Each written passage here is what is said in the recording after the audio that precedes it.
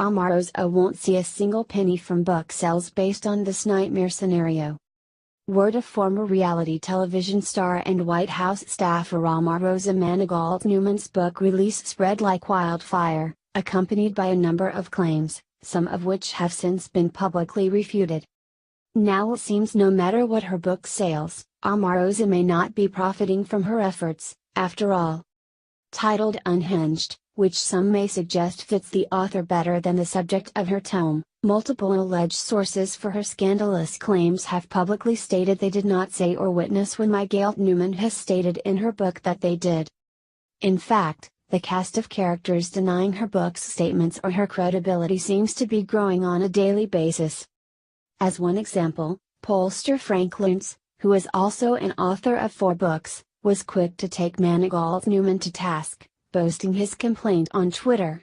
He even noted the page on which the disputed claim about him could be located. Then Luntz took it further by explaining what she did wrong.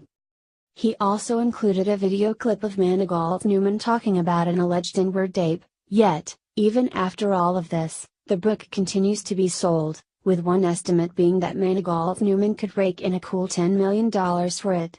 It hardly seems right not only that such a questionable piece of work be put into print by any reputable publisher, but also that the author could potentially reap a large wad of cash from sales to those who are more interested in smear than fact, such as those suffering from Trump Derangement Syndrome. But never fear, good citizens, once again it is Super Trump team to the rescue.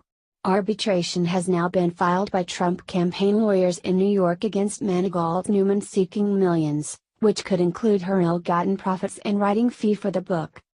The cause of action cited is an alleged violation of a non-disclosure contract Manigault-Newman signed in 2016 prior to beginning work with the Trump campaign that allegedly remained in effect and covered her work in the White House. A campaign official elaborated on the filing, noting that, President Donald Trump is well known for giving people opportunities to advance in their careers and lives over the decades, but wrong is wrong, and a direct violation of an agreement must be addressed and the violator must be held accountable. A sample of the agreement given to the Washington Examiner states that she was never allowed to disparage any member of the Trump family during her service or at any time afterward.